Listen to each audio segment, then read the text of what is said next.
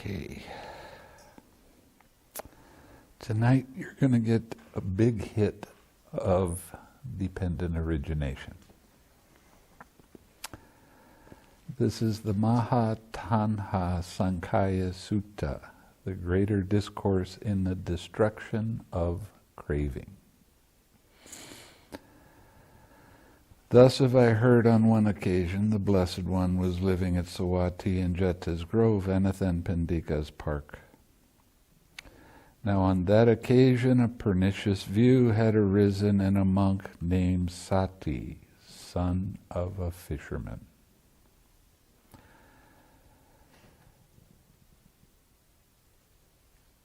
As I understand the Dhamma taught by the Blessed One, it is this same consciousness that runs and wanders through the rounds of rebirth, not another. This is a Brahmin view. They call the Brahmins now Hindu. But this is a view of a permanent self going from one lifetime to the next, to the next, to the next.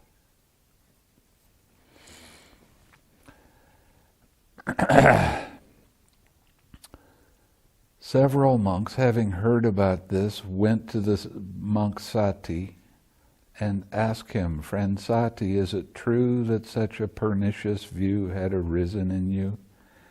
That's like saying, are you so dumb to believe this? Exactly so, friends. As I understand the Dhamma taught by the Blessed One, it is this same consciousness that runs and wanders through the rounds of rebirth, not another. Then those monks, desiring to detach him from that pernicious view, pressed and questioned and cross-questioned thus. Friend Sati, do not say so. Do not misrepresent the Blessed One. It is not good to misrepresent the Blessed One. The Blessed One would not speak thus, for in many ways the Blessed One has stated consciousness to be dependently arisen,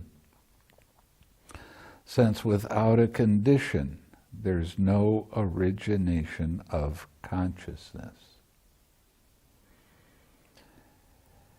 Yet, although pressed and questioned and cross-questioned by the monks in this way, the monk Sati, son of a fisherman, still obstinately adhered to this pernicious view and continued to insist upon it.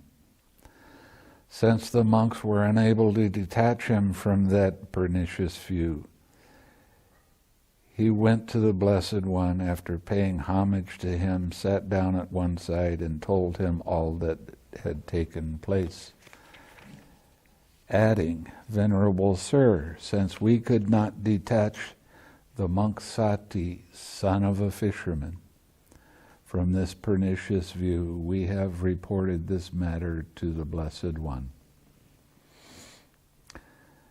When we call Sati son of a fisherman, he was the son of a fisherman, but he hated the smell of fish. So this is kind of a monk joke to remind him every time, you're son of a fisherman. So that he'd start getting that smell in his nose. Then the Blessed One addressed a certain monk thus, "Come, monk, tell the monk Sati, son of a fisherman, in my name that the teacher calls him." "Yes, Venerable Sir," he replied, and he went to the monk Sati and told him, "The teacher calls you, friend Sati." "Yes, friend," he replied, and he went to the Blessed One. After paying homage to him, sat down at one side. The Blessed One then asked him, "Sati, is it true that the following pernicious view has arisen in you?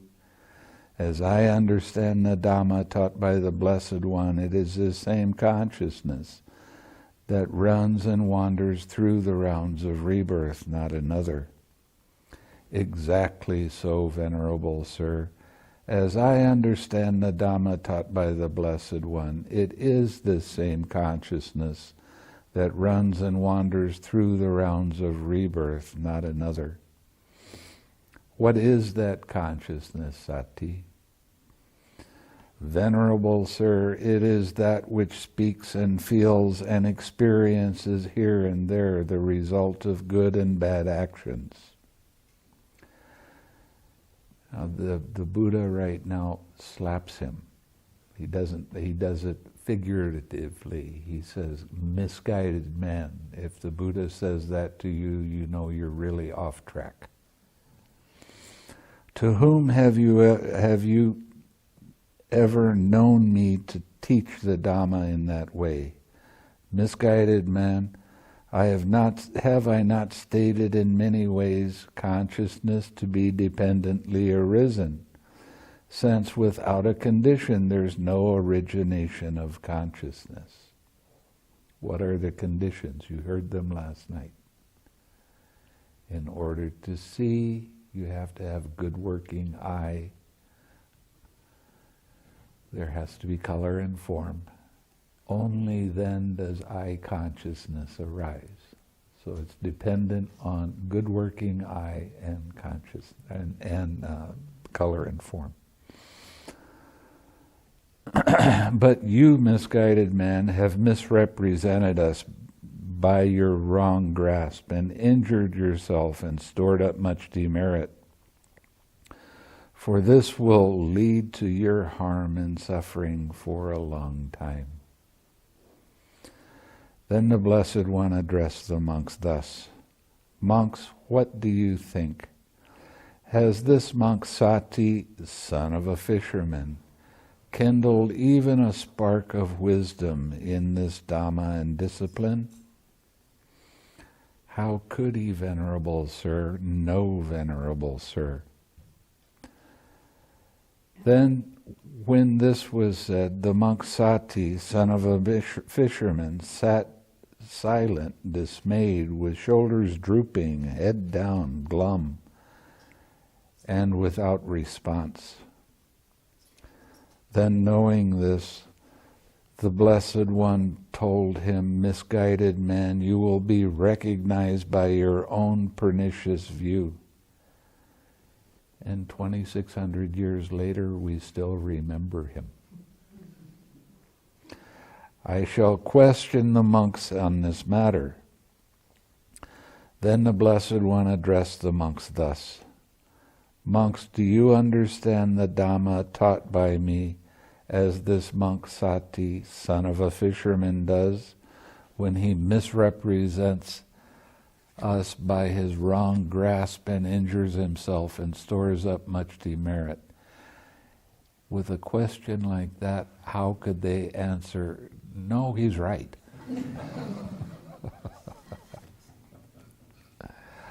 No, Venerable Sir.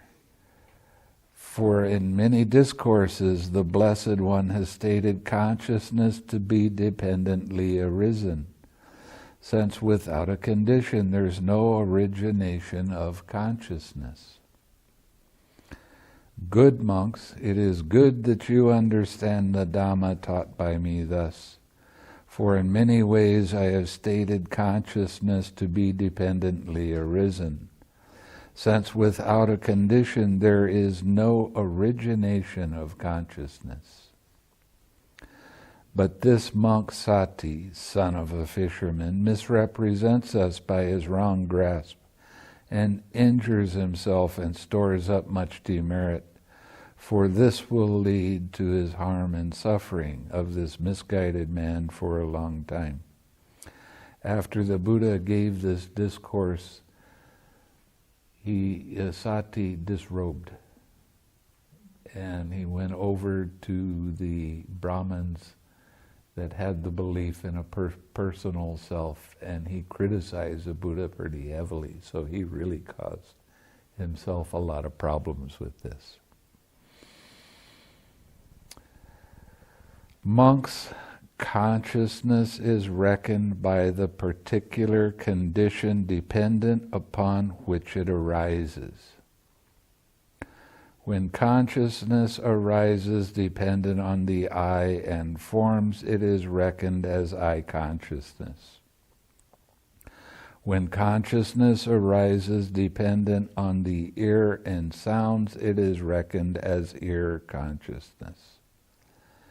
When consciousness arises dependent on the nose and odors, it is reckoned as nose consciousness.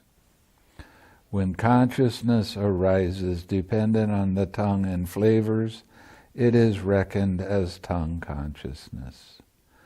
When consciousness arises dependent on the body and tangibles, it is reckoned as body consciousness.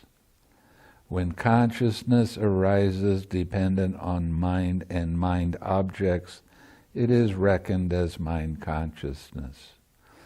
Just as a fire is reckoned by the particular condition dependent upon which it burns.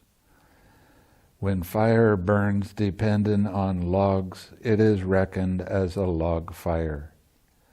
When fire burns dependent on faggots, it is reckoned as a faggot fire. When fire burns dependent on grass, it is reckoned as a grass fire. When fire burns dependent on cow dung, it is reckoned as a cow dung fire. When fire burns dependent on chaff, it is reckoned as a chaff fire. When fire burns dependent on rubbish, it is reckoned as a rubbish fire.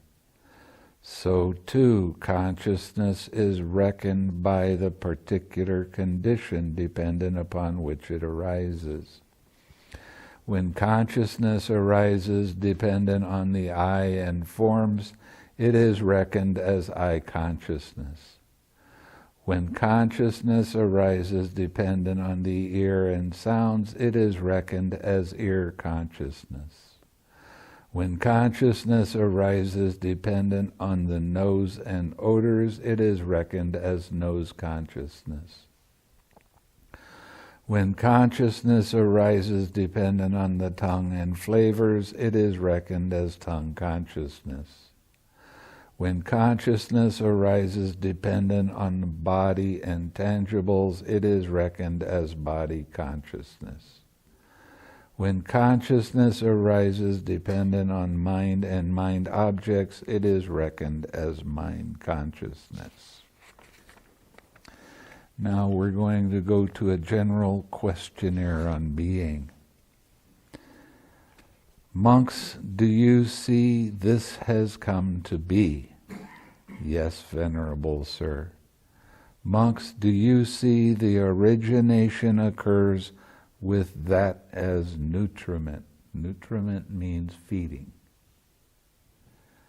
And when you're practicing the meditation, every time you use the 6 R's, you take away the nutriment for the distraction.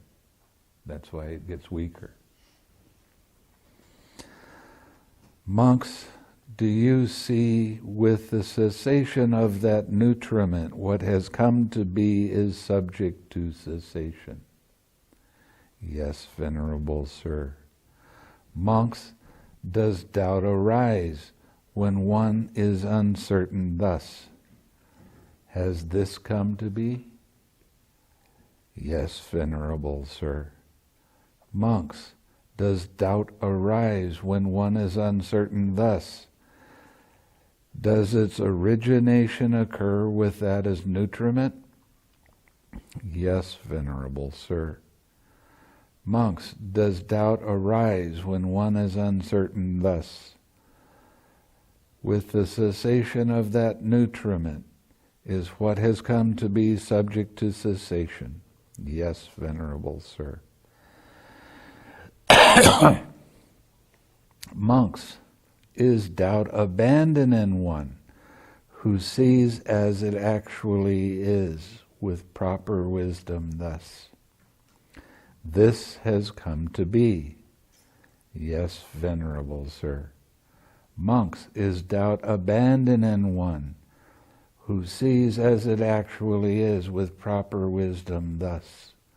its origination occurs with that as nutriment. Yes, Venerable Sir. Monks, is doubt abandoned in one who sees as it actually is with proper wisdom thus? With the cessation of that nutriment, what has come to be is subject to cessation. Yes, Venerable Sir. Monks, are you thus free from doubt here? This has come to be.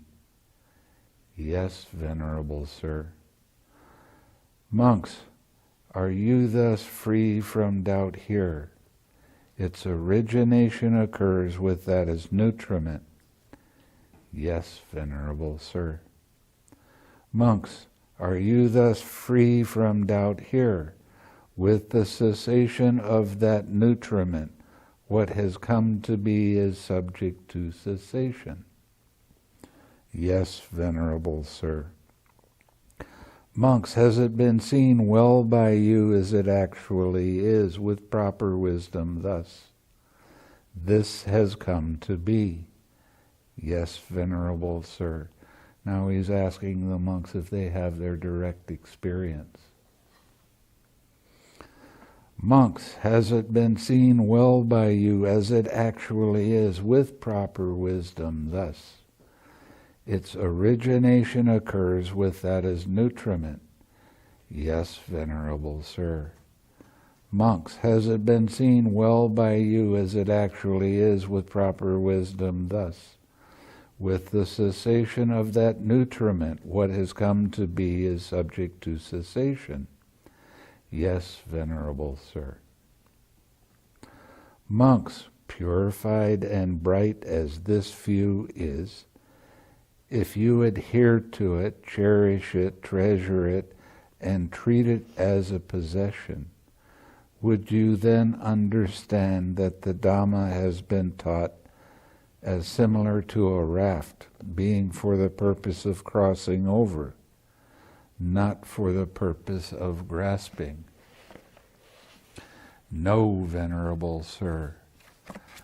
Monks, purified and bright as this view is, if you do not adhere to it, cherish it, treasure it, and treat it as a possession, would you then understand that the Dhamma has been taught as similar to a raft, being for the purpose of crossing over, not for the purpose of grasping?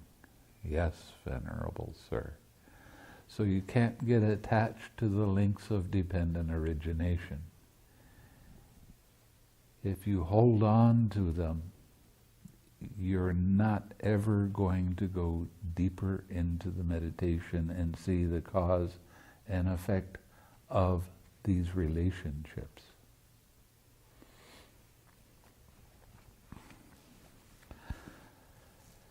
Nutriment and dependent origination.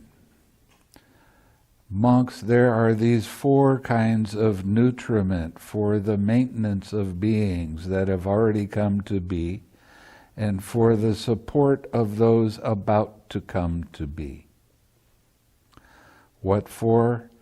They are physical food as nutriment, gross or subtle, contact as the second, formations as the third, and consciousness as the fourth. Now, monks, these 4 kinds of nutriment have what as their source? What as their origin? From what are they born and produced?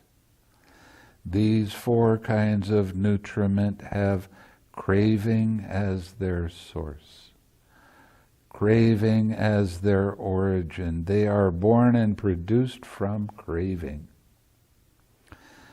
And this craving has what as its source? What as its origin? From what is it born and produced? Craving has feeling as its source, feeling as its origin. They are born and produced from feeling. And this feeling has what as its source? what as its origin, from what are they born, is it born and produced? Feeling has contact as its source, contact as its origin. They are born and produced from contact. And this contact has what as its source? What as its origin? From what are they born and produced? Contact has the sixfold base as its source, the sixfold base as its origin. They are born and produced from the sixfold base. And this sixfold base has what as its source? What is its origin? From what are they born and produced? The sixfold base has mentality, materiality as its source. Mentality, materiality as its origin. They are born and produced from mentality, materiality. And this mentality, materiality has what as its source?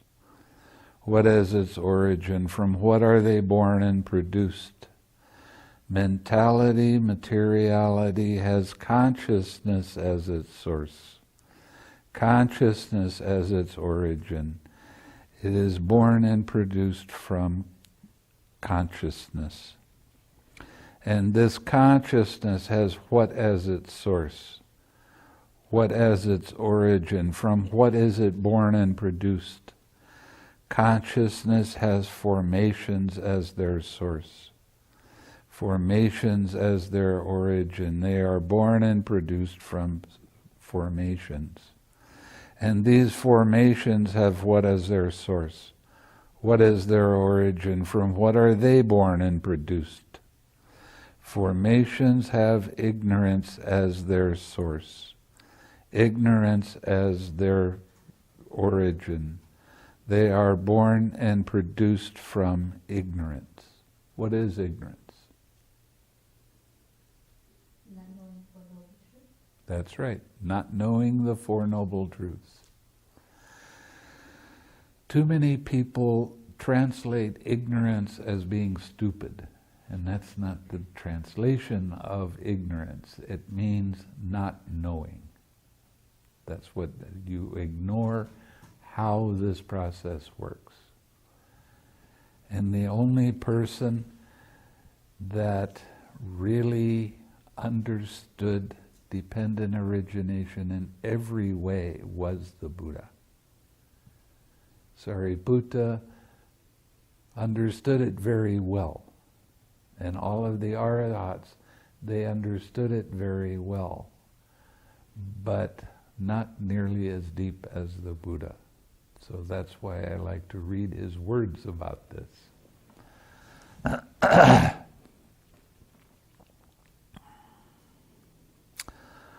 Okay, now we're going to go through all of the links of dependent origination. You going to help me? Okay. You'll get an idea of how we do this, so that you can get it more set in your mind. So, monks, with ignorance as condition, formations come to be. With formations as condition, with consciousness as condition, with mentality, materiality as condition, with the sixfold base as condition, with contact as condition, with feeling as condition, with craving as condition, with clinging as condition, with habitual tendency as condition, with birth as condition, aging and death, sorrow, lamentation, pain, grief, and despair comes to be. such is the origin of this whole mass of suffering. That's how it starts, this whole mass of suffering. And it starts because of not seeing deeply how the Four Noble Truths actually do work. A lot of times you'll go to Dhamma talks and they'll talk about the Four Noble Truths just in a very superficial way. But this is very, very deep Dhamma. And you'll get more of a feel of it in a little bit. The reverse order questionnaire on arising. With birth as condition, aging and death comes to be, so it was said. Now, monks, do aging and death have birth as condition or not? Or how do you take it in this case? Aging and death have birth as condition, Venerable Sir. Thus we take it in this case. With birth as condition, aging and death come to be. So this is all conditional. This is how this is a process. If one of these things don't arise, then the one after it won't arise. This is why it is so important for you to use the 6 R's often, because you're letting go of craving. And when you let go of craving, clinging won't arise. And if clinging doesn't arise, your emotional habitual tendency won't arise. And when that doesn't arise, then the birth of action won't arise. When that doesn't rise, then sorrow, lamentation, pain, grief, and despair won't arise. That's how you purify your mind, by not getting caught up in that mental proliferation. See how it's kind of connected with what I was saying last night.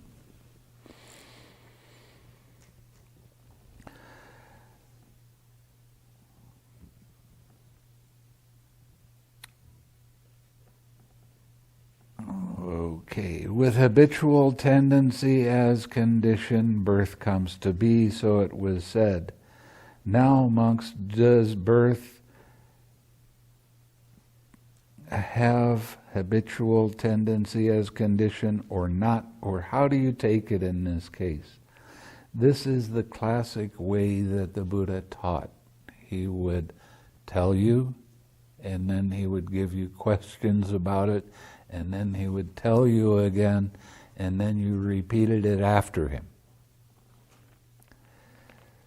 So, birth has habitual tendency as condition, Venerable Sir, thus we take it in this case. With habitual tendency as condition, birth comes to be. With clinging as condition, habitual tendency comes to be, so it was said. Now, monks, does habitual tendency have clinging as condition or not? Or how do you take it in this case? Habitual tendency has clinging as condition, Venerable Sir. Thus we take it in this case. With clinging as condition, habitual tendency comes to be.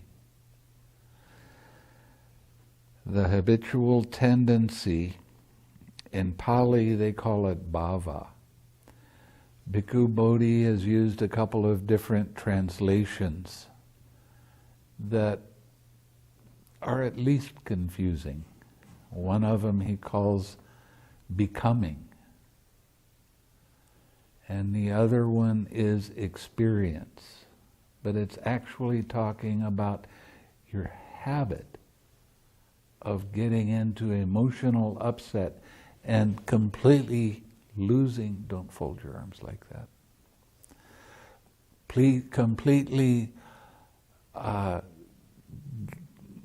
forgetting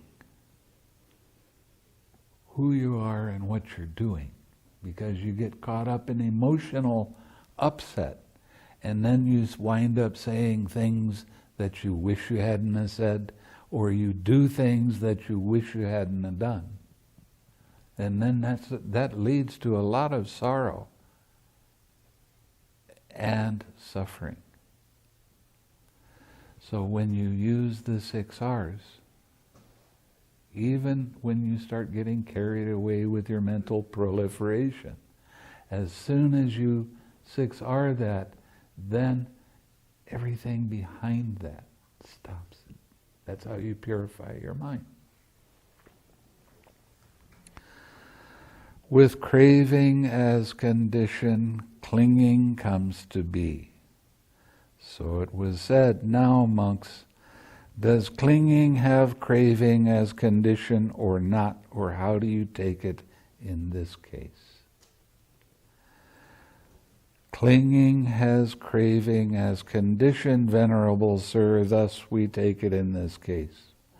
With craving as condition, clinging comes to be.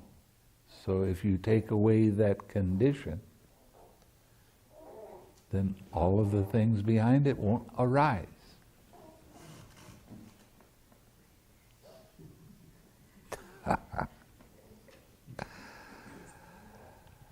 With feeling as condition, craving comes to be, so it was said. Now, monks, does craving have feeling as condition or not, or how do you take it in this case? Craving has feeling as condition.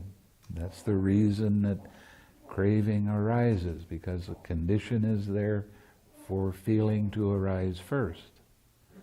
Feeling is pleasant, painful, neither painful nor pleasant. Really quickly, that's when craving arises. And that's the start of the wrong idea in a personal self. And we've been caught by that for lifetimes. So it takes a little while to let it go. But as you continue practicing, you do. Craving has feeling as condition, Venerable Sir, thus we take it in this case. With feeling as condition, craving arises. With contact as condition, feeling arises, so it was said. Now, monks, does feeling have contact as condition or not? Or how do you take it in this case? Feeling has contact as condition, Venerable Sir. Thus we take it in this case. With contact as condition, feeling comes to be. With the sixfold base as condition, contact comes to be. So it was said, now, monks, does contact have the sixfold base as condition or not, or how do you take it in this case? Contact has the sixfold base as condition, Venerable Sir, thus we take it in this case. With the sixfold base as condition, contact comes to be. With mentality, materiality as condition, the sixfold base comes to be, so it was said. Now, monks, does the sixfold base have mentality, materiality as condition or not? Or how do you take it in this case? The sixfold base has mentality, materiality as condition, Venerable Sir. Thus we take it in this case. With mentality, materiality as condition, the sixfold base comes to be. With consciousness as condition, mentality, materiality comes to be, so it was said. Now, monks, does mentality, materiality have consciousness as condition or not? or how do you take it in this case? Mentality, materiality has consciousness as condition, Venerable Sir. Thus we take it in this case. With consciousness as condition, mentality, materiality comes to be. With formations as condition, consciousness comes to be, so it was said. Now, monks, does consciousness have formations as condition or not? Or how do you take it in this case? Consciousness has formations as condition, Venerable Sir. Thus we take it in this case. With formations as condition, consciousness comes to be. With ignorance as condition, formations come to be, so it was said. Now, monks, do formations have ignorance as condition or not? Or how do you take it in this case? Formations have ignorance as condition, Venerable Sir. Thus we take it in this case. With ignorance as condition, formations come to be. Good monks, so you say thus, and I also say thus. When this exists, that comes to be. With the arising of this, that arises. That is, with ignorance as condition, formations come to be. With formations as condition, with consciousness as condition, with mentality, materiality as condition, with the sixfold base as condition, with contact as condition, with feeling as condition, with craving as condition, with clinging as condition, with habitual tendency as condition, with birth as condition, aging and death, sorrow, lamentation, pain, grief, and despair comes to be. Such is the origin of this whole mass of suffering. So you just got to hear this 3 times. This is how this actually works. And that's why you can see that what Sati, son of a fisherman, how he was so mistaken. Because he had this Hindu belief that there's a permanent self, and that self is what reincarnates from one being to the next, one lifetime to the next.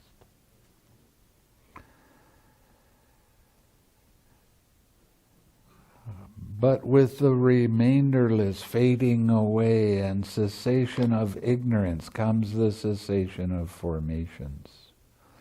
With the cessation of formation, cessation of with the cessation of consciousness, cessation of with the cessation of mentality, materiality, cessation of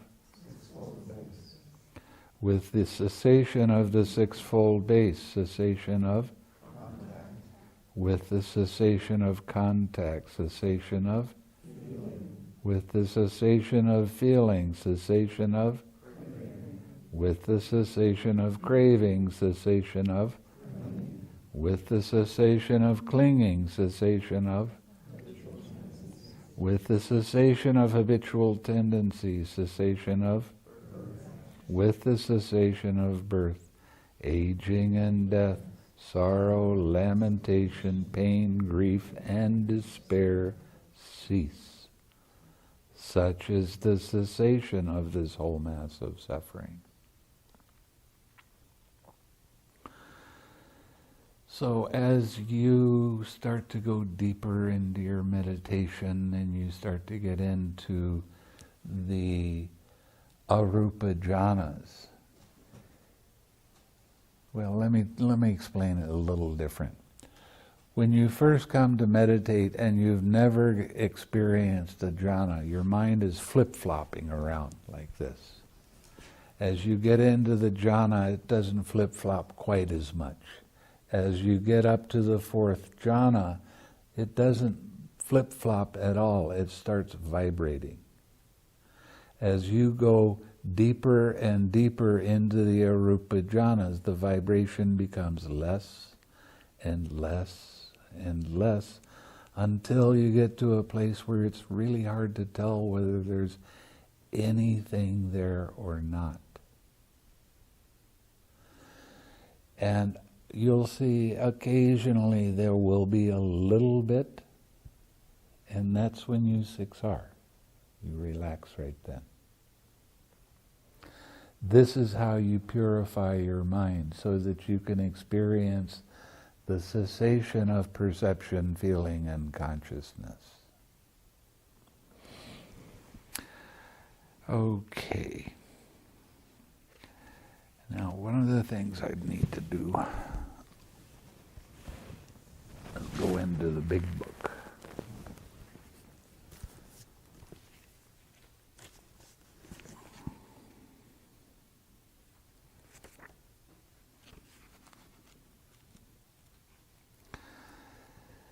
Now, this is from the Nidana Samyutta, the Book of Causation. There's 84 suttas on dependent origination. That gives you an idea of how truly important the links of dependent origination are to understand. This is the backbone of the teaching. Now, I'm going to read one sutta to you and show you how the Four Noble Truths are intertwined with the links of dependent origination. This is Sutta number 14 in the Book of Causation. It's called Ascetics and Brahmins. At Savatthi, the Buddha said, "Monks, as to those ascetics and Brahmins who do not understand these things," first noble truth, "the origin of these things," second noble truth, "the cessation of these things," third noble truth, "and the way leading to the cessation of these things." What are those things that they do not understand, whose origin they do not understand, whose cessation they do not understand, and the way leading to whose cessation they do not understand? They do not understand aging and death, its origin, its cessation, and way leading to its cessation. They do not understand birth. They do not understand habitual tendency. They do not understand clinging or craving or feeling or contact or the six sense bases or mentality, materiality, or consciousness or formations. Their origin, their cessation, the way leading to their cessation. These are the things they do not understand, whose origins they do not understand, whose cessation they do not understand, and the way leading to whose cessation they do not understand. These I do not consider ascetics to be ascetics among ascetics, or Brahmin among Brahmins. And these venerable ones do not, by realizing for themselves with direct knowledge in this very lifetime, enter and dwell in the goal of asceticism or the goal of Brahmanhood, which means you will not experience Nibbana if you don't see how the links of dependent origination arise and let them go and relax. This is why it is so important for you to understand about the 6 R's and use them, how to use them.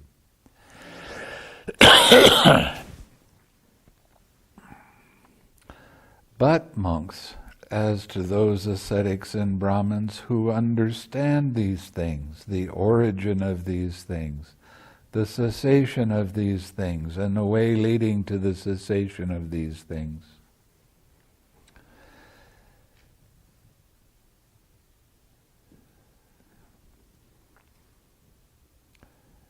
and what are those things that they understand, whose origin they understand, whose cessation they understand, and the way leading to whose cessation they understand? They understand aging and death, its origin, cessation, and way leading to its cessation. And then it goes through all of the links of dependent origination again. These are the things they understand. Whose origin they understand, whose cessation they understand, and the way leading to whose cessation they understand. These I consider to be ascetics among ascetics, and Brahmins among Brahmins. And these venerable ones, by realizing it for themselves with direct knowledge, in this very lifetime enter and dwell in the goal of asceticism and the goal of Brahmanhood. So that pretty much tells you right there how important dependent origination is. But there is a big push of understanding impermanence, suffering, and not self.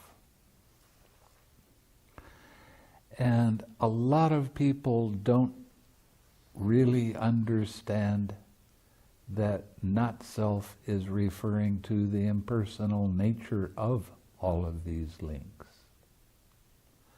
But you see that in every link because it goes from one link to the next to the next to the next. So you're seeing the impermanence. You're seeing the suffering. And you get to realize that this is all impermanent. Everything in the material realm is impersonal. Doesn't have anything to do with us. But we believe that it does. This is my body. That's who I am. These are my ideas. And I'm going to defend my ideas. And it's all impersonal. When you start to see that more and more, you start developing a mind that has equanimity in it. So somebody can come up and say, well, these are my thoughts. You can listen to their thoughts. Okay, fine. You can think whatever you want. It doesn't make you have an emotional reaction. And a reaction is acting in the way you've always done before. When you develop your equanimity, you start responding. Okay? You respond by seeing whether it's really true or not according to your own practice. Now, there's a big question with a lot of people that want to get on the spiritual path. How am I supposed to find a teacher? What do I have to look for in a teacher to know that I'm really on the path and I can get off of the wheel of samsara? Well, it so happens that it tells us right here. And it says, monks, one who does not know and see as it actually is, aging and death, its origin, its cessation, and the way leading to its cessation, should reach for a teacher or search for a teacher in order to know this as it actually is. And he goes through all of the links of dependent origination again. Such a teacher, such search for a teacher, and you should search for a teacher to know this as it really is. Now, everybody is looking for a teacher, but who is the actual teacher? You are. Okay, this is a guideline. My job as that I have is making sure you stay on the path so that you can understand this for yourself.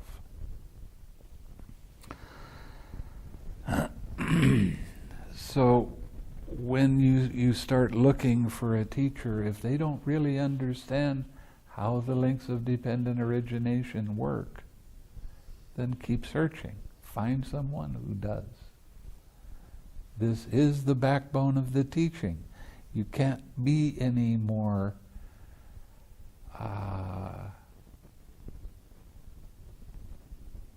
awakened when you see this as it actually is.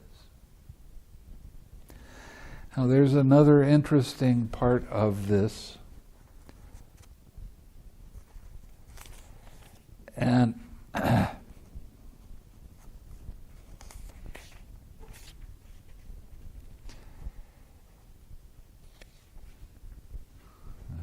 forgot it. There it is. Now, the Buddha said there's a right way to teach and a wrong way to teach.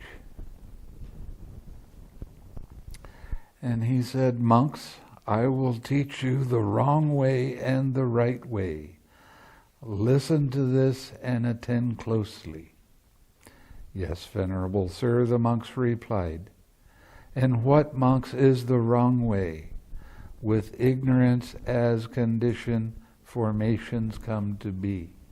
With formations as condition, consciousness comes to be. And he goes through how all of these things arise. And he's saying that is the wrong way to teach. What's the right way to teach? And that's seeing aging and death and birth and how these all arise and let them be. When you let them go, the other things won't arise. Now, in general terms, I've spent a lot of time in Thailand and Burma and Sri Lanka, and the monks really like to talk about the Noble Truths. Everything is suffering. They love that stuff. It's such a negative. And what the Buddha is saying by this particular sutta is you should be looking at how to let go of the suffering. That's the right way to teach. And that's what you're learning right now. You're learning that when you have emotional upset and you 6R and then you come back and it starts to come up again and you see that proliferation of thinking, then you can 6R then, and then that emotional upset doesn't come up. And then as you keep going, you see, oh, there's this craving. When the craving comes up, there's not going to be any more mental proliferation. And when feeling arises, there's still going to be some craving. And I'll explain that in a minute. Every link has the origin of suffering in it. And the origin of suffering, generally speaking, is the link that comes up right before that. But the whole reason that each one of these things arise is because there is a little tiny bit of craving in it. So when you let go of contact, feeling's not going to arise, or the big craving. But there's still tiny bits of craving in all of the links.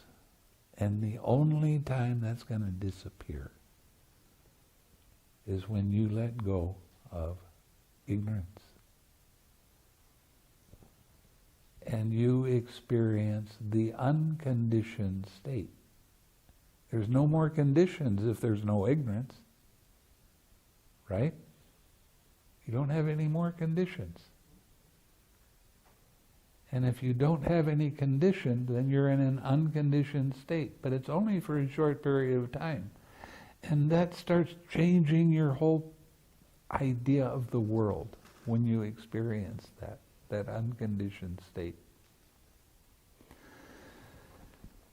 So, what I'm showing you right now is how to 6R. And you 6R each one of those links.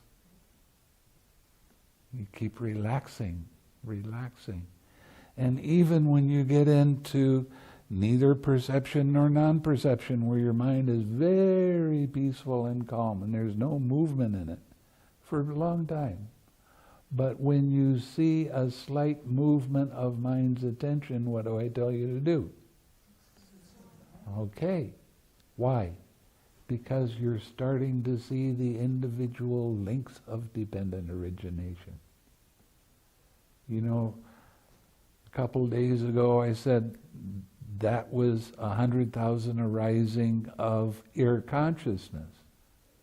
Okay, one consciousness, and these things are fast. They're really going. But now your mind is so still that you're seeing 1/12 of one consciousness.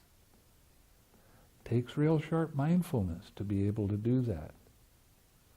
And that leads directly to the cessation of perception, feeling, and consciousness. That's how it works. So, these two books, the Middle Link Sayings and the Connected Discourses, are my main books, because they spend a lot of time explaining all of the different things that are interesting. There's a thing on the sixfold base and how all of those work, and there must be about 50 suttas about that. And then there's the 5 aggregates, and it's just all of these are connected together in one place. So it's easy to get to them, and when you read it, you start going, wow, this is amazing. This is really something. And your understanding really grows when you do that. So do I recommend that you do a lot of reading? Not at first. But after your understanding starts to go deeper and deeper, then you pick up a book like this and you start reading it and you start going, oh, that's what that's talking about. And then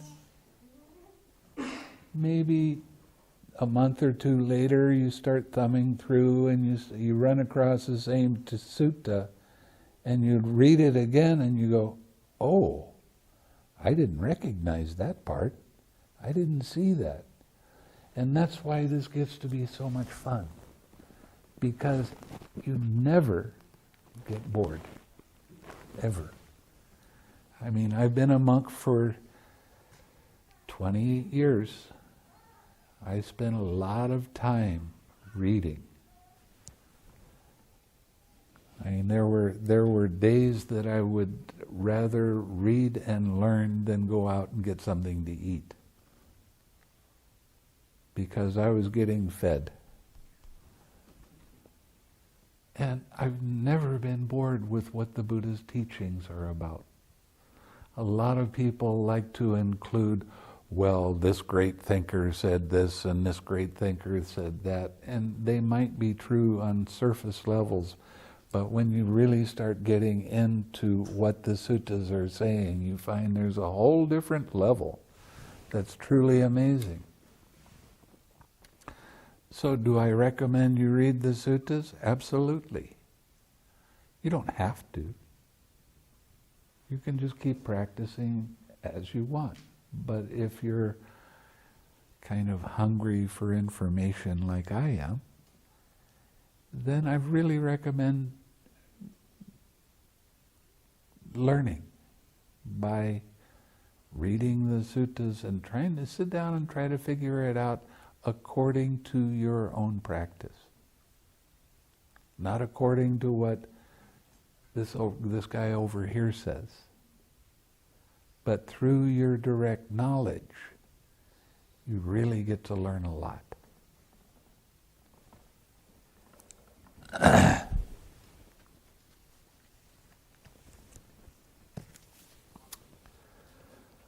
Okay, so now we're going to get into the recapitulation on the cessation. Good monks, you say thus, and I also say thus. When this does not exist, that does not come to be. With the cessation of this, that ceases. 6 R's right there. That is, with the cessation of ignorance comes the cessation of formations.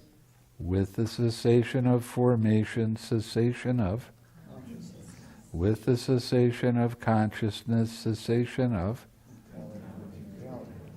With the cessation of mentality, materiality, cessation of sixfold base. With the cessation of the sixfold base, cessation of with the cessation of contact, cessation of with the cessation of feeling, cessation of with the cessation of craving, cessation of with the cessation of clinging, cessation of with the cessation of habitual tendencies, cessation of with the cessation of birth, cessation of aging and death, sorrow, lamentation, pain, grief, and despair cease.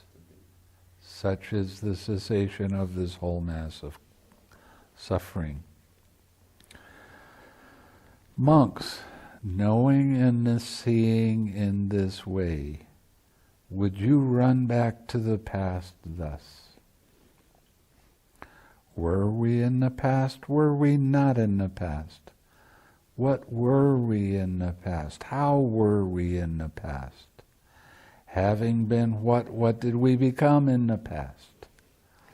Knowing and seeing in this way, you wouldn't have time to even think about that because you're letting go of the links, right? No, Venerable Sir, knowing and seeing in this way, would you run forward to the future thus? Shall we be in the future?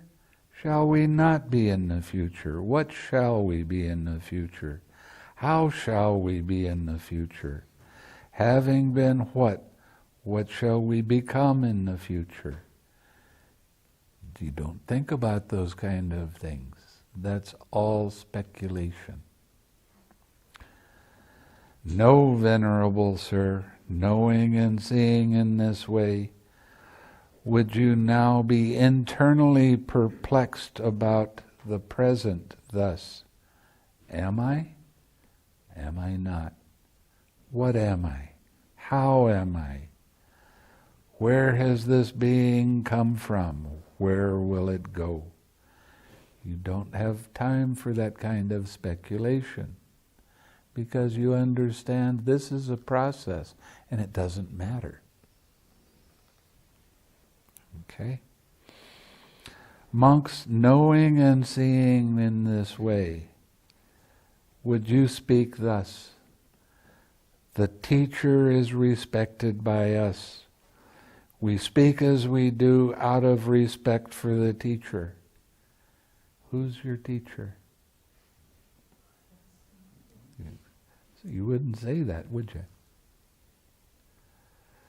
No, Venerable Sir, knowing and seeing in this way, would you speak thus? The recluse says this, and we speak thus at the bidding of the recluse. No, Venerable Sir.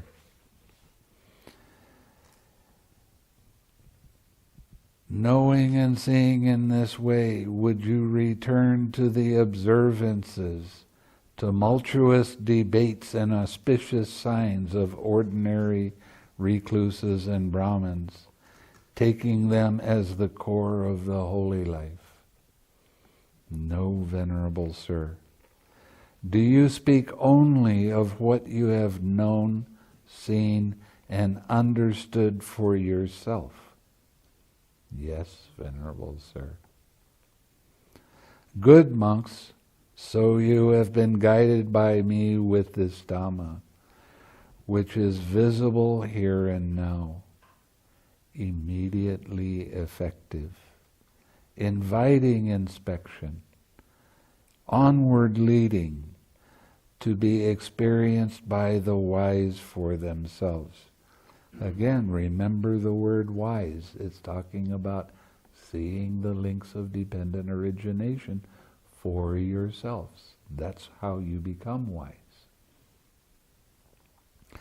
For it was with reference to this that it has been said, monks, this Dhamma is visible here and now, immediately effective, inviting inspection, onward leading, to be experienced by the wise for themselves.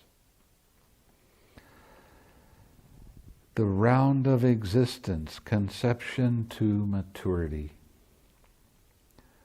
Monks, the descent of the embryo takes place through the union of three things. Here, there is the union of the mother and father, but the mother is not in season, and the coming being is not present. In this case, no descent of the embryo takes place. Here, there is the union of the mother and father, and the mother is in season, but the coming being is not present. In this case, too, no descent of the embryo takes place. But when there's the union of the mother and father, and the mother is in season, and the coming being is present, through the union of these three things, the descent of the embryo takes place. The mother then carries the embryo in her womb for 9 or 10 months. Generally speaking, 9 months is by the sun calendar and 10 months is by the moon calendar. With much anxiety as a heavy burden. Then at the end of 9 or 10 months, the mother gives birth with much anxiety as a heavy burden. Then when the child is born, she nourishes it with her own blood. For the mother's breast milk is called blood in the noble one's discipline. When he grows up and his faculties mature, the child plays at such games as toy plows, tip cat, somersaults, toy windmills, toy measures, toy cars, carts, and toy bow and arrow. When he grows up, his faculties mature still further. The youth enjoys himself provided and endowed with the 5 chords of sensual pleasure, with forms cognizable by the eye that are wished for, agreeable,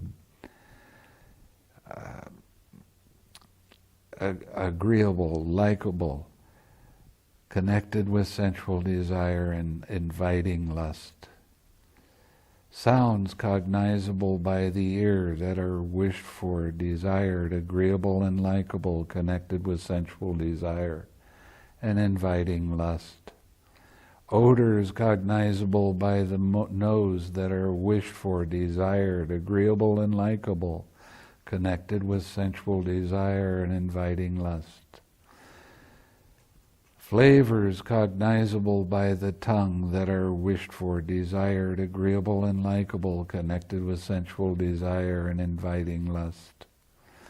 Tangibles cognizable by the body that are wished for, desired, agreeable and likable, connected with sensual desire and inviting lust. On seeing a form with the eye, he lusts after it if it's pleasing. He dislikes it if it's unpleasing. He abides with mindfulness of the body unestablished. What does that mean? I told you yesterday. Mindfulness of the body unestablished. What does that mean? He doesn't know when his head's getting tight. He doesn't see what's happening with the physical form of the tightness that happens in the head. With limited mind. And he does not understand as it actually is the deliverance of mind and deliverance by wisdom, wherein these evil, unwholesome states cease without remainder. Engaged as he is in favoring and opposing, whatever feeling he feels, whether pleasant or painful, or neither pleasant nor painful, he delights in that feeling, welcomes it, and remains holding to it. As he does so, delight arises in him. Now, delight in feeling is craving. With craving as condition, clinging arises. With clinging as condition, habitual tendency comes to be. With habitual tendency as condition, birth comes to be. With birth as condition, aging and death, sorrow, lamentation, pain, grief, and despair comes to be. Such is the origin of this whole mass of suffering. On hearing a sound with the ear, on smelling an odor with the nose, on tasting a flavor with the tongue, on touching a tangible with the body, on cognizing a mind object with mind. He lusts after it if it's pleasing. He dislikes it if it's unpleasing. Now, delight in feelings is craving. With craving as condition, clinging comes to be. With clinging as condition, habitual tendency comes to be. With habitual tendency as condition, birth comes to be. With birth as condition, aging and death, sorrow, lamentation, pain, grief, and despair comes to be. Such is the origin of this whole mass of suffering.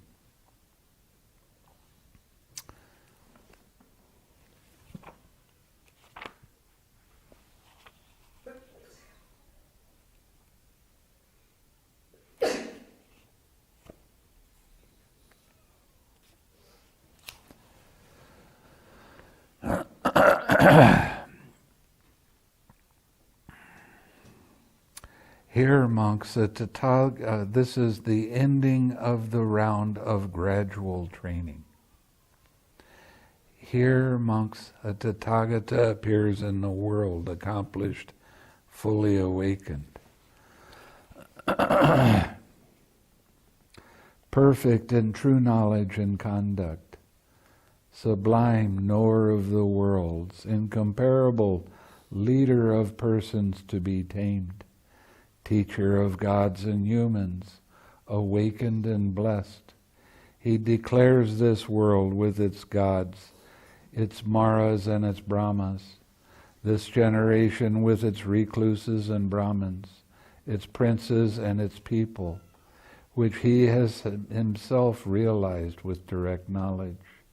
He teaches the Dhamma good in the beginning, good in the middle, and good in the end, with the right meaning and phrasing, and he reveals a holy life that is utterly perfect and pure. A householder or householder's son, or one born in some other clan, hears the Dhamma.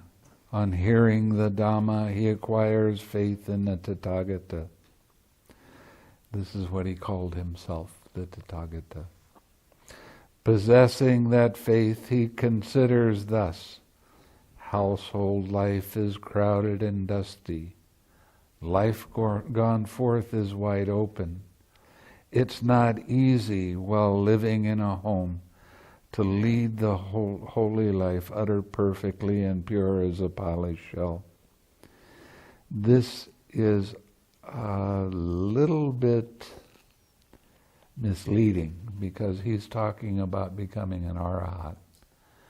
But you can live the holy life as a Sakadagami, or Sakadagami with fruition, or Anagami with fruition, or Sotapanna and Sotapanna with fruition. You can live the holy life without becoming a monk. If you become an arahat, you need the purity of the Sangha, or you will die in 7 days. Which sounds a little radical, but you need the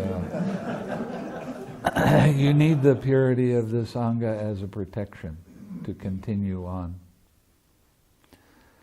I'm working to see one.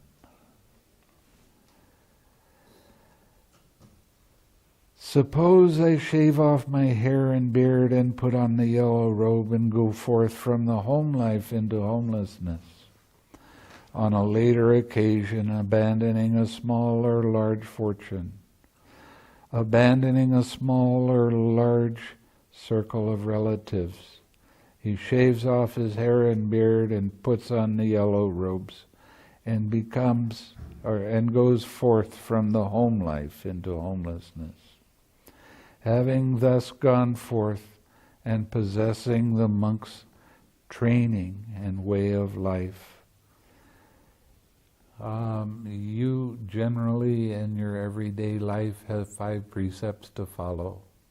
I have 227.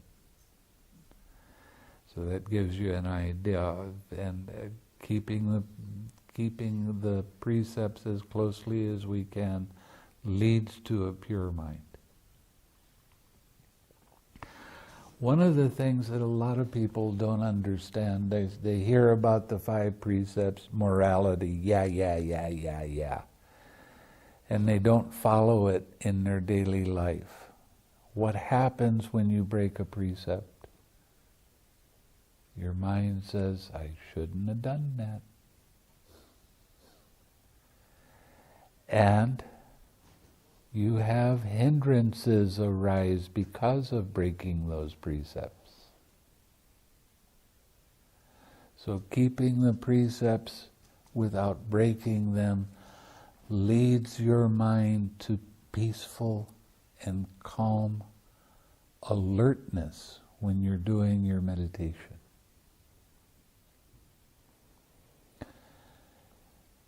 I gave a talk, and this one Chinese man, he raises his hand and he says, I want to be rich.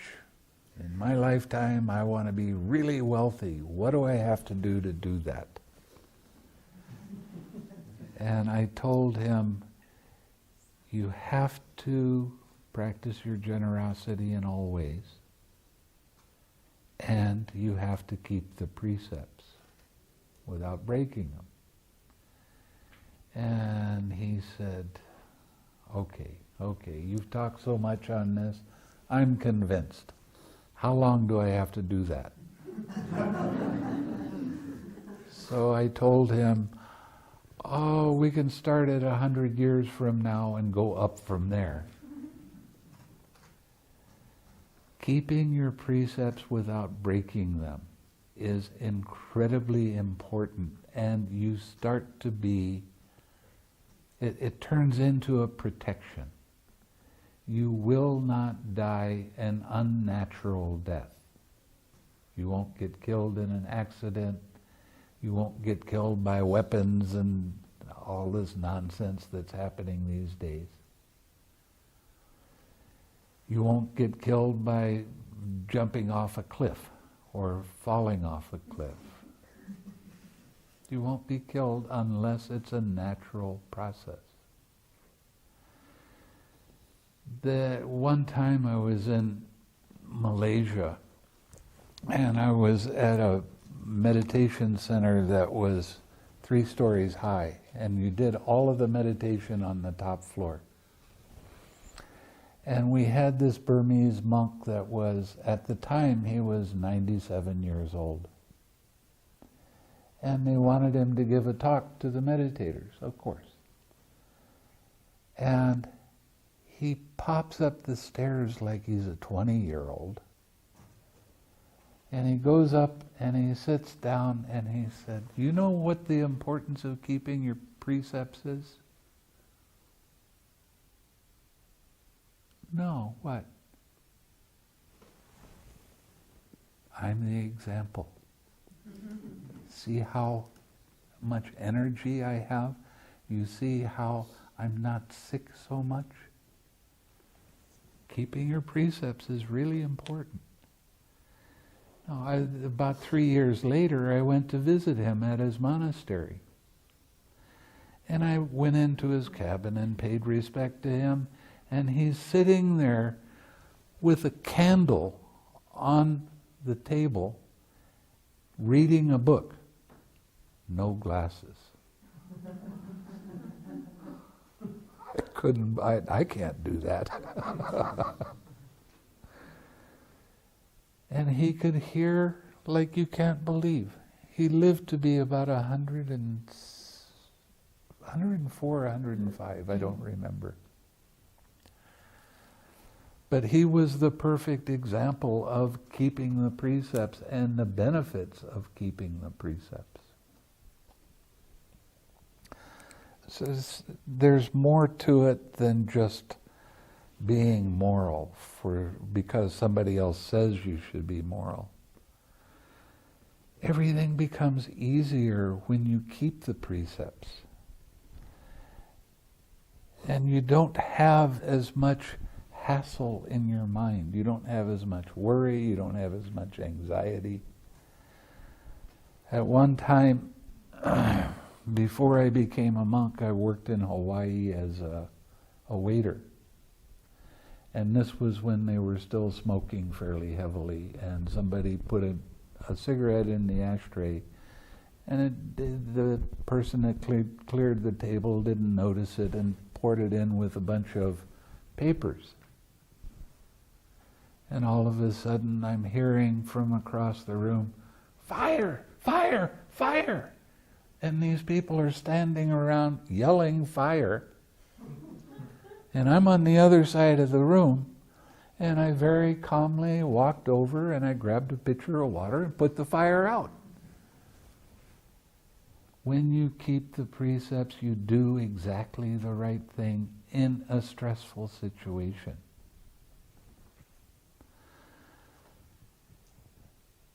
Another story, I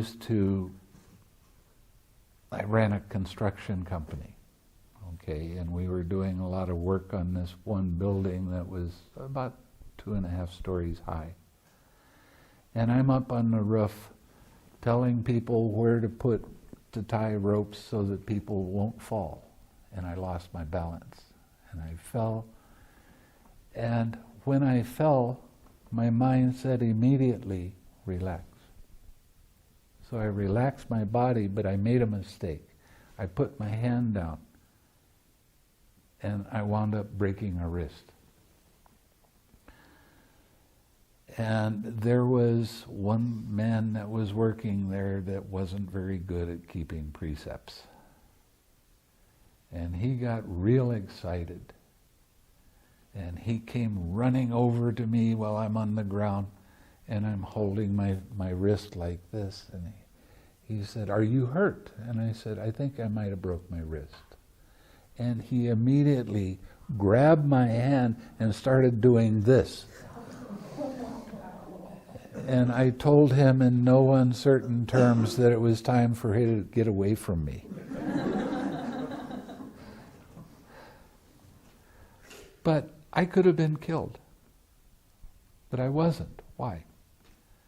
Because I keep my precepts. And because I keep the precepts, my mind knew exactly the right thing to do in that stressful situation and to relax. If I would have tensed up, I would have broken a lot more bones or killed myself. But I just accepted it and relaxed. So keeping the precepts is a very important thing for your own well-being. And there's no God in heaven that's going to throw down lightning bolts if you break a precept, but you know when you did it.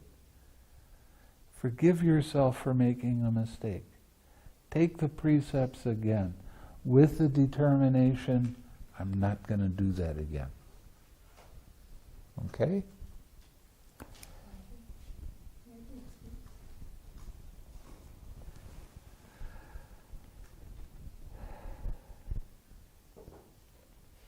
Now, where was I? Okay. Yeah. Having thus gone forth and possessing a monk's training in a way of life, abandoning the killing of living beings, he abstains from killing living beings. With rod and weapon laid aside, conscientious, merciful, he abides compassionate to all living beings. Abandoning the taking of what is not given, he abstains from taking what is not given, taking only what is given, expecting only what is given. By not stealing, he abides in purity. Abandoning, now this is for monks, not laymen, except when you're on retreat. Abandoning in celibacy, he observes celibacy. Living apart, abstaining from the vulgar practice of sexual intercourse. Abandoning false speech, he abstains from false speech. He speaks truth, adheres to truth, is trustworthy and reliable. One who is no deceiver of the world. Abandoning malicious speech, he abstains from malicious speech. He does not repeat elsewhere what he has heard here in order to divide those people from these. Nor does he repeat to these people what he has heard elsewhere in order to divide these people from those. Thus he is one who reunites those who are divided, a promoter of friendship, who enjoys concord, rejoices in concord, delights in concord, a speaker of words that promote concord. Abandoning harsh speech, he abstains from harsh speech. This means cursing, which today is so, it blew my mind when I came back from Asia. I was hearing cursing on the radio, I was hearing it on the TV, and people are accepting it like that's a good thing to do. And it's not. People that depend on cursing do not have very good social skills. And they find trouble talking to other people because nobody wants to listen to foul language. So it's a real important thing to let go of all of the things that you hear on the radio and television and movies. So, he abstains from harsh speech. He speaks such words as are gentle, pleasing to the ear, and lovable, as go to the heart, are courteous, desired by many, and agreeable to many. Abandoning gossip, he abstains from gossip. He speaks at the right time, speaks what is fact, speaks what is good, speaks on the Dhamma and discipline at the right time. He speaks such words as are worth recording, reasonable, moderate, and beneficial. He abstains from injuring seeds and plants. Now this is for monks. He practices eating only one meal a day, abstaining from eating at night and outside the proper time. He abstains from dancing, singing, music, and he abstains from wearing garlands, smartening himself with scent, embellishing himself with unguents. He abstains from sleeping on high and luxurious beds. High and luxurious beds during the time of the Buddha was what kings and noblemen slept on. And they slept on a bed that was about this high. And underneath they had statues of different kinds of animals and different kinds of being protecting them. That's what they had their belief in. And they used really, really soft pillows. And when they would sleep, they would sleep very, very soundly. And when they woke up, they were groggy. Their mind wasn't clear. At home, I sleep on a mat that's this thick. When I wake up in the morning, I'm awake. I don't bump into things and I don't mumble. And I'm awake. So sleeping on too soft a bed, and beds these days are getting way too soft as far as I can see. I sometimes travel and go to hotels. I wind up sleeping on the floor. I'm much more comfortable on the floor than on these soft beds. Not so good. So don't sleep on too soft a mattress, and you'll be able to wake up more easily. Now, when you're practicing loving kindness meditation, there are definite advantages to doing this.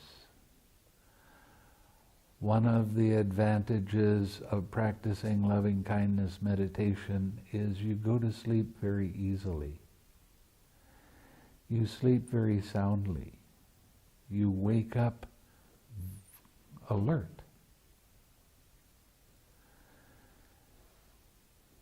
Beings, other people like you because you radiate loving kindness to them. Animals like you. You get protected by heavenly beings. That people can believe or not, I personally do. Because I've been in situations where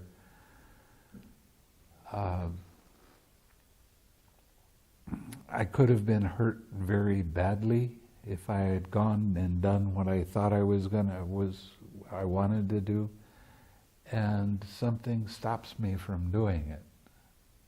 It just says, don't go in that place. Okay, I won't. And there's devas that are protecting me. I have a lot of protection. One of the things that you're starting to see right now in other people's faces around here is their face becomes very beautiful and radiant and glowy. It's really neat to see that. When you die, you will die very peacefully. You won't die with a lot of pain and that sort of thing. Your mind will just accept that very easily. Oh, what are some of the other things? Oh, I don't want to test this one to see whether it really works or not. But it says that poisons and weapons will not harm you. And I don't want to test it. And fire won't kill you. Okay? When I was in Burma, I was there for 2 years at that time. There was a monk that was in the forest, and he was sitting in meditation, doing loving kindness, and his kuti burned down. So everybody was real excited about that. They started digging around, and they saw him sitting in meditation. And the only problem that he had was his robes got some soot on them. His robes got dirty. But it didn't kill him, didn't harm him at all. You can test that on your own.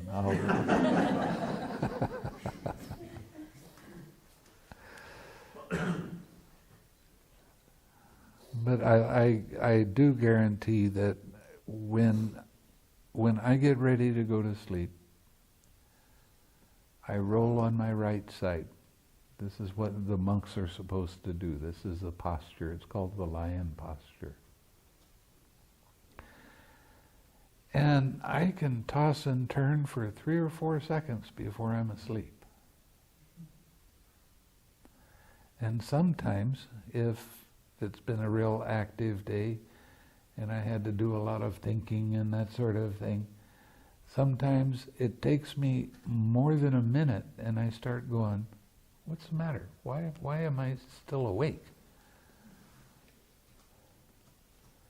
But I go to sleep very easily, and when I sleep, I don't have disturbing dreams at all.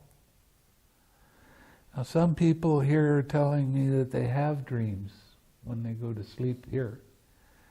You can radiate loving kindness in your dream, and it will make it a very pleasant dream. Even a nightmare, when it comes up, if you radiate loving kindness in that, all of a sudden you're peaceful and calm. And the dream turns into to be very pleasant. So those are some of the advantages of doing this kind of meditation.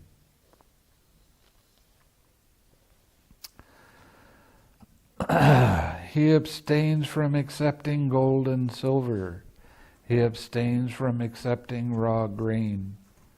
Now this is again for monks. We're not supposed to accept raw food of any kind unless it's vegetables that you would normally eat raw, because it takes time to prepare it and cook it and do all of this stuff, and monks aren't supposed to do that.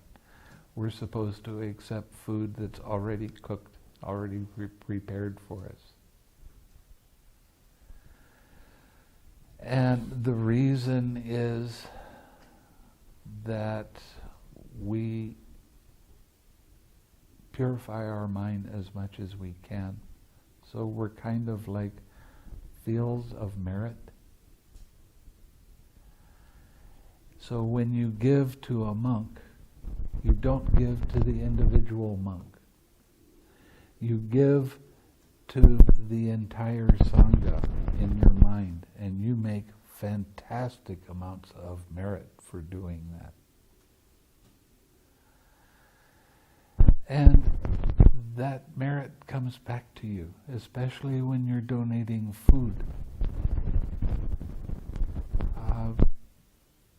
Before I became a monk, I was an attendant for a very famous monk from Burma, U Silananda. For 2 years, I offered him food every day. Okay? When I became a monk, my food karma is so amazing.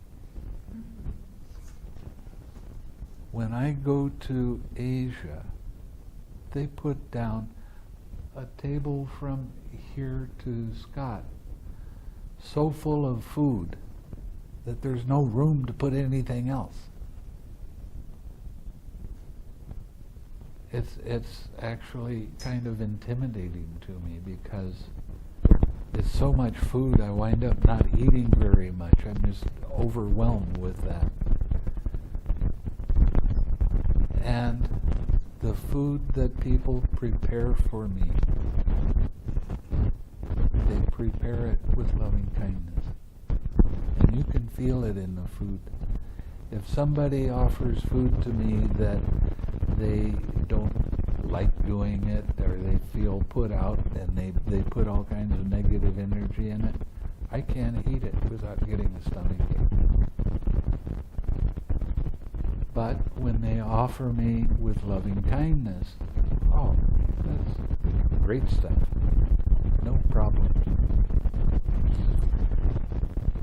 One time, I was in Thailand and I went out for alms round on the king's birthday.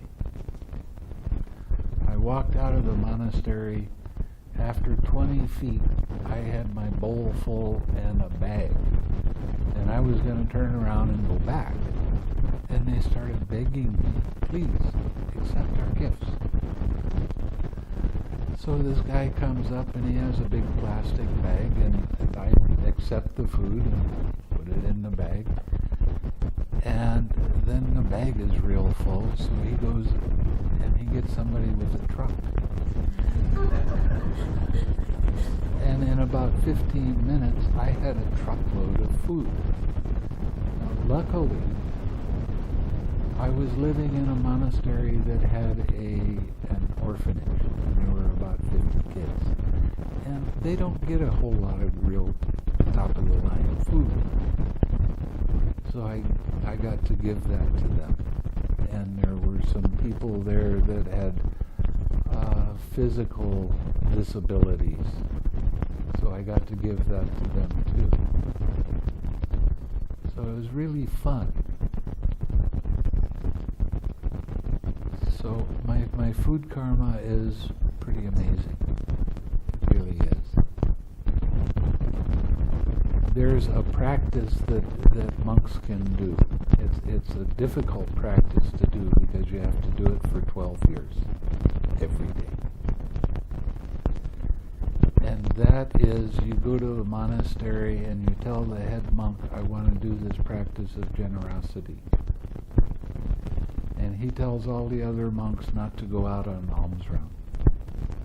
So I would go out on alms round and I would have a whole bunch of food, and then I would come back and I would donate or offer whatever the head monk wanted, and he takes whatever food he wants there, and then the next senior monk I give him whatever is next, and then if I run out of food I go back on alms round until everybody in the monastery is fed.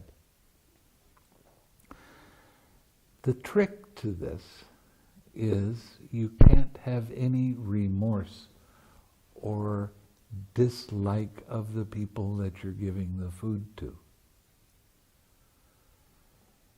And if you can do this every day for 12 years, no matter where you are, you can be in the middle of an ocean and there's nothing around and you're just in a boat by yourself. When it's time to eat, you have food in your bowl. The devas come down and bring food to you. And a lot of people, they don't believe in devas and this sort of thing, but they are real. And they are real interested. A lot of devas come whenever I give a Dhamma talk and listen. Right now there's probably 25 devas that are in this room right now. So my teacher, Usilananda, when he died, I was a pallbearer for him.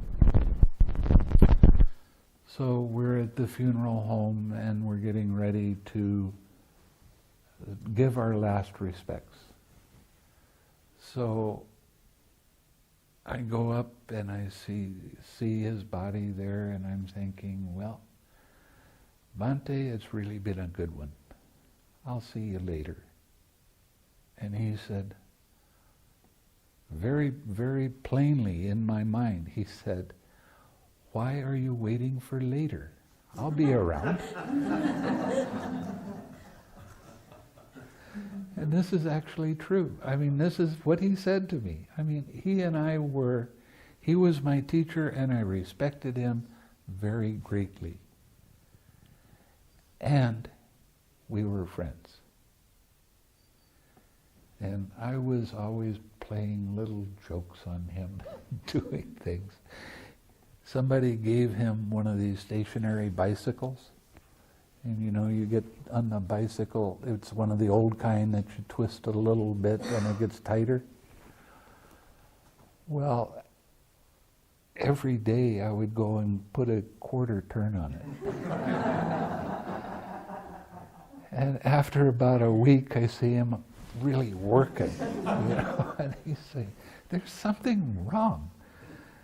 I must be getting weaker instead of stronger. I couldn't hold it in after that.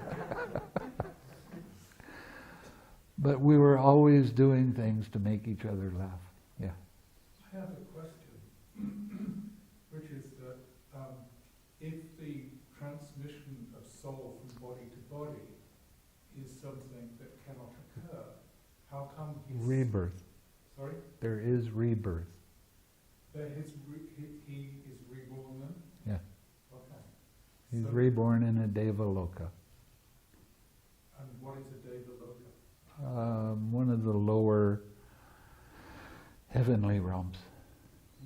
Okay. He's born in the same realm as the next Buddha, Maitreya. Okay.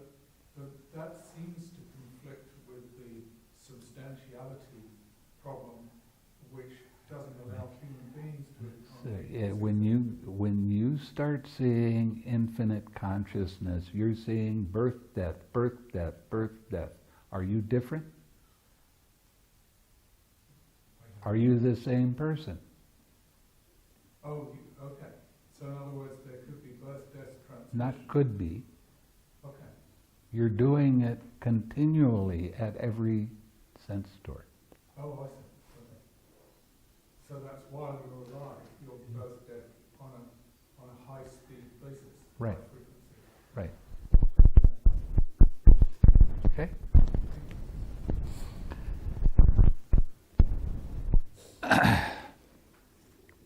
Anyway, let's get back to this. He abstains, whoops.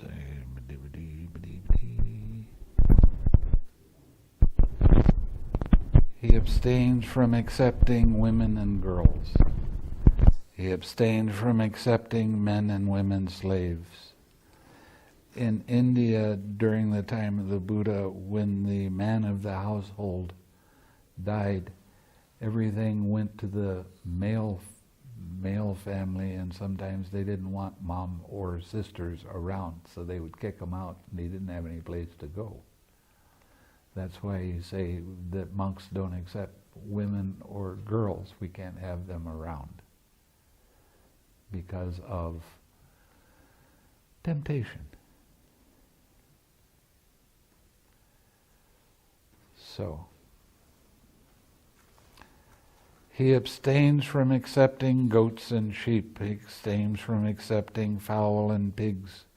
He abstains from accepting elephants, cattle, horses, and mares. He abstains from accepting field and land. He abstains from going on errands and running messages. He abstains from buying and selling. He abstains from false weights, false metals, and false measures. He abstains from accepting bribes, deceiving, defrauding, and trickery.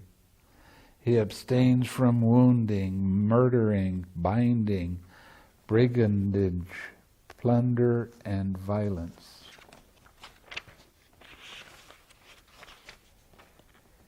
He becomes content with robes to protect his body, and with alms food to maintain his stomach. Wherever he goes, he sets out taking only these with him.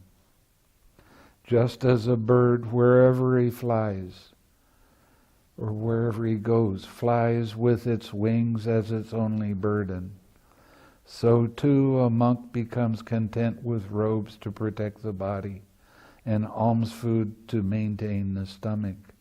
And wherever he goes, he sets out taking only these with him. Possessing this aggregate of noble virtue, he experiences within himself a bliss that is blameless.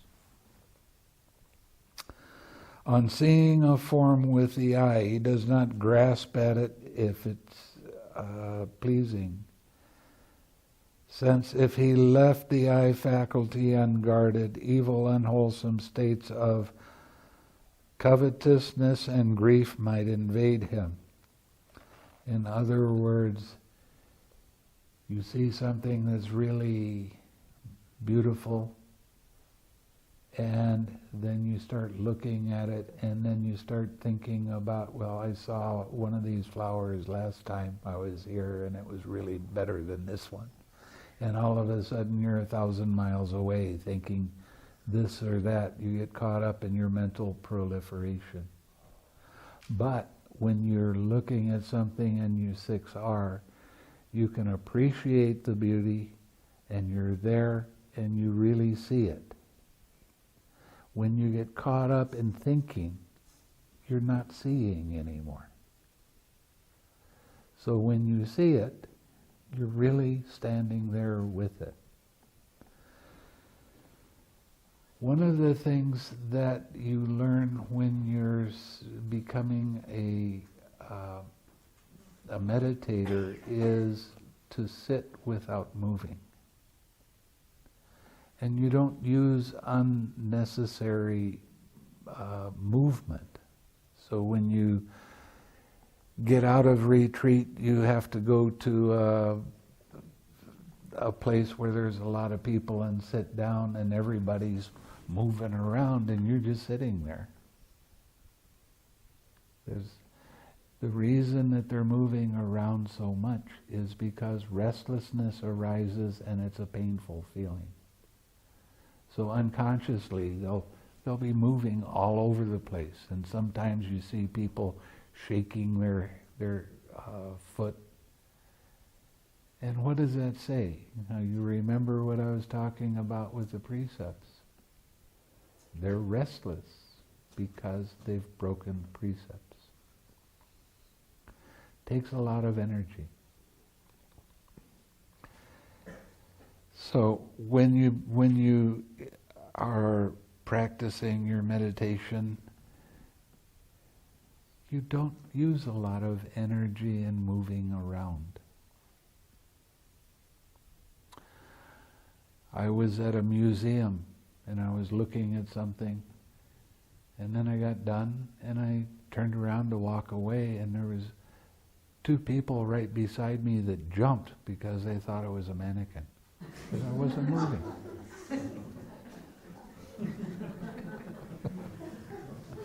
Oh, you scared me.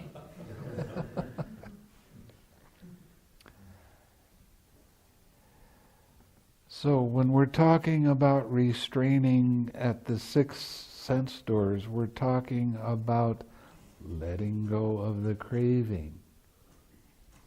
That's how you restrain yourself at the sense doors.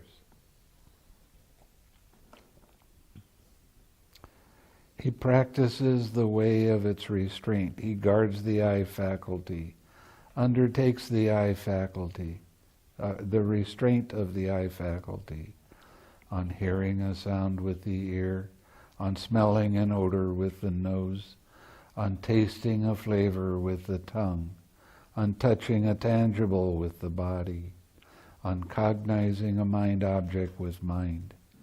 He does not grasp at its signs and features, since if he left mind unguarded, evil, unwholesome states of covetousness and grief might invade him.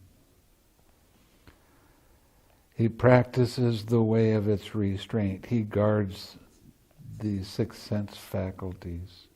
He takes the restraint of them, possessing the this noble restraint of the faculties. He experiences within himself a bliss that is unsullied. He becomes one who acts in full awareness when going forward and returning, who acts in full awareness when looking forward and looking away, who acts in full awareness when flexing his arm and extending his limbs, who acts in full awareness when wearing his robes and carrying his outer robe and bowl, who acts in full awareness when eating, drinking, consuming food and tasting, who acts in full awareness when defecating and urinating, who acts in full awareness when walking, standing, sitting, falling asleep, waking up, talking and keeping silent. Full awareness of what?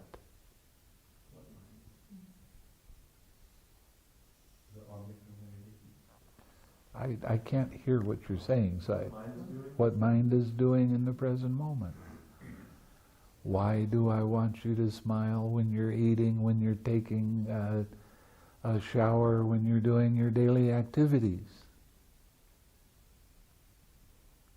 So you can be mindful. So you can watch what you're doing while you're doing these kind of activities. And watch what mind does. Possessing this aggregate of noble virtue, this noble restraint of the faculties, possessing this noble mindfulness and full awareness, he resorts to a secluded resting place, the forest, the root of a tree, a mountain, a ravine, a hillside cave, a charnel ground, a jungle thicket, an open space, a heap of straw. On returning from his alms round after his meal, he sits down. Now this says folding his legs crosswise, and it does not say that in the text, in the Pali text. He's trying to get you to sit on the floor. Okay? The Buddha didn't always sit on the floor and cross his legs. He sat on a chair too, and that's okay. But what he's really saying is that you have your back nicely straight, and then establishes mindfulness in front of him, abandoning covetousness for the world, greed. He abides with a mind free from covetousness. He purifies his mind from covetousness. Abandoning ill will and hatred, he abides with a mind free from ill will, compassionate for the welfare of all living beings. He purifies his mind from ill will and hatred. Abandoning sloth and torpor, he abides free from sloth and torpor. Mindful and fully aware, he purifies his mind from sloth and torpor. Abandoning restlessness and anxiety, he abides unagitated with a mind inwardly peaceful. He purifies his mind from restlessness and anxiety. Abandoning doubt, he abides having gone beyond doubt, unperplexed about wholesome states. He purifies his mind from doubt.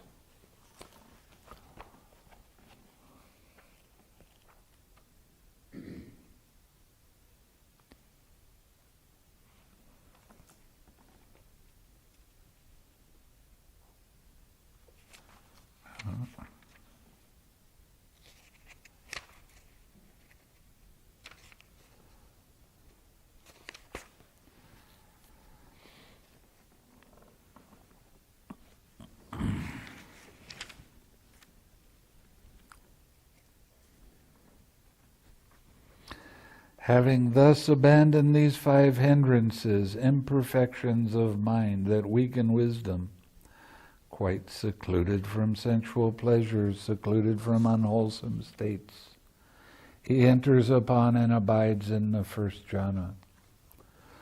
With the stilling of thinking and examining thought, he enters upon and abides in the second jhana. With the fading away of joy, he enters upon and abides in the third jhana. With the abandoning of pleasure and pain, he enters upon and abides in the fourth jhana. On seeing a form with the eye, he does not lust after it if it's pleasing. He does not dislike it if it's unpleasing. He abides with mindfulness of the body established, practicing your 6th heart. With immeasurable mind, he understands as it actually is the deliverance of mind and deliverance by wisdom, wherein these evil, unwholesome states cease without remainder.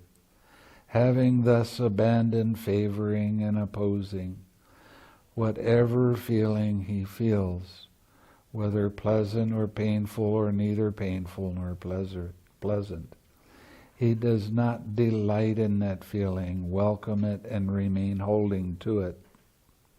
As he does not do so, delight in feeling ceases in him. With the ceasing of delight comes a ceasing of craving. With the ceasing of craving comes the cessation of clinging. With the cessation of clinging, the cessation of habitual tendency. With the cessation of habitual tendency, cessation of birth. With the cessation of birth, aging and death, sorrow, lamentation, pain, grief, and despair cease. Such is the cessation of this whole mass of suffering. On hearing a sound with the ear, on smelling an odor with the nose, on tasting a flavor with the tongue, on touching a tangible with the body, on cognizing a mind object with mind. He does not lust after it if it's pleasing. He does not dislike it if it's unpleasing. With the cessation of his delight comes the cessation of craving. With the cessation of craving comes the cessation of clinging. With the cessation of clinging, cessation of habitual tendency. With the cessation of habitual tendency, cessation of birth. With the cessation of birth, aging and death, sorrow, lamentation, pain, grief, and despair cease. Such is the cessation of this whole mass of suffering. Remember this discourse of mind briefly as deliverance in the destruction of craving. Briefly.